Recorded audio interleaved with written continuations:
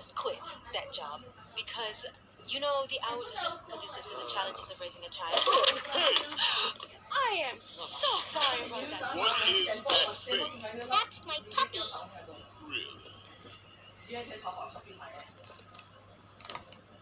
Thus far, you've been adrift in the sheltered harbor of my patience. But I cannot ignore you being jobless. Do I make myself wicked?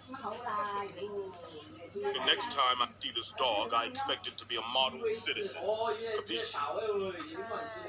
Yes? New job. Model citizen. Good day.